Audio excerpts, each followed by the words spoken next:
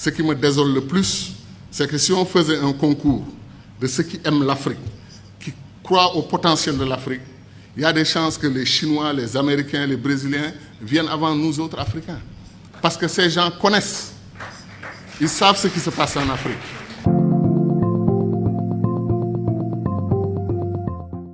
Ce qui se passe en République démocratique du Congo est un scandale permanent. Des pays africains entrent en République démocratique du Congo, prennent les ressources dont ils ont besoin et repartent.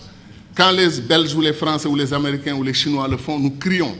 Mais quand des Africains le font, on appelle à des négociations, etc., etc. Il y a des injustices que des Africains commettent sur d'autres Africains. Qu'est-ce qui nous empêche de faire les ponts sur le fleuve Rosso entre le Sénégal et la Mauritanie? Qu'est-ce qui nous empêche de faire le pont sur le fleuve Gambie pour donner une continuité territoriale au Sénégal, régler le problème de la Casamance?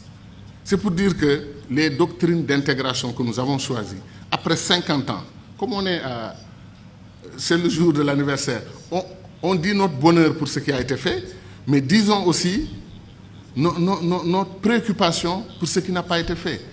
Kourouma, depuis 1958, dit que le barrage de Dinga au Congo peut donner de l'électricité à toute l'Afrique, régler le problème de l'énergie. L'Afrique pourra même exporter de l'énergie.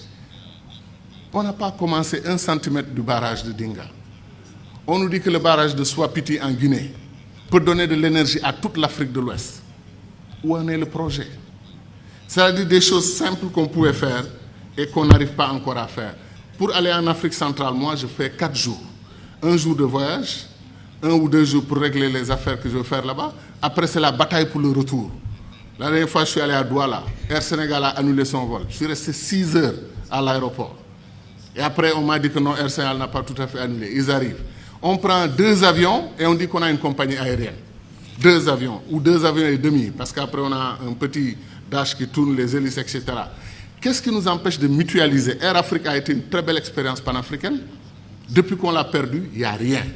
Comme disait l'autre, on fait de la compétition ruineuse entre nous. Un pays africain accepte, refuse de prendre votre offre pour exploiter son pétrole, votre offre de 10%, il refuse. Vous traversez la frontière, un autre pays africain vous ouvre les bras, venez prendre. Pourquoi nous faisons des choses comme ça? Donc ce que nous disons, ce n'est pas de la théorie. Contrairement au sentiment de certains amis dans la salle qui ont pensé que nous, on voulait faire un saut, un puissant saut vers le passé. Non, on veut faire un saut vers l'avenir. On veut accélérer l'histoire de ce continent parce qu'on peut le faire. Tout est à volonté d'hommes. C'est les hommes et les femmes qui décident. Et nos dirigeants doivent entendre notre voix. Mais Sarkozy, qu'est-ce qu'il a dit? L'avenir du monde se joue en Afrique. Il est important de nouer des alliances avec les Africains dès maintenant, bien qu'il ne l'ait pas fait côté immigration. Mais je veux dire que c'est ça. L'avenir du monde se joue chez nous.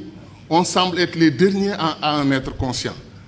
L'or, le diamant, le pétrole, chaque jour que Dieu fait, un pays africain se découvre pays pétrolier. Il y a des pays comme le Mozambique vers la Tanzanie, on découvre qu'ils ont des réserves d'or et des réserves de pétrole et de gaz supérieures aux réserves du Koweït. Vous vous rendez compte? L'Afrique est un don de Dieu.